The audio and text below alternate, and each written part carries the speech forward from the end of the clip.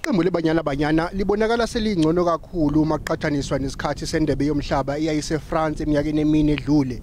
Nalapho laphuma khona esigabeni sokuqala samaqoqo.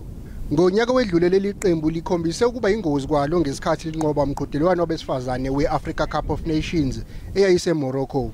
Abadlali beqembu bagcwele kakhulu ukuzethemba njengoba kusondela umqhudelwano wendebe yomhlaba. We've grown so much over the 4 years. I think you saw the growth that we had in Morocco too. Being African champions, it's not easy, and we gave it everything. We knew exactly what it was that we wanted, and we went for it. And now going to New Zealand, Australia, I think we're going to need a little bit more than what we gave at AFCON. Amogelang Motau ngomunye abadlali abagaqele ungena eqenjini lokugcina lika Desiree Ellis.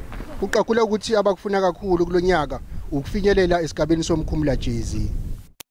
And going into the World Cup are two different things, and we have two different goals. The goal was to win WAFCON, and for now the coach has made it clear to us what the mission is going into the World Cup. And I think just taking it one game at a time, hoping to accomplish our mission is one thing that we're going to focus on. And I think, man, for us, the pressure will always be there. IBanyana Banyana izozwana amandla neqembu lase Costa Rica okuzoba umdlalo wayo wokugcina womngani ngaphambi kuqala komqhudelwano ozosingathwa iNew Zealand kanye neAustralia.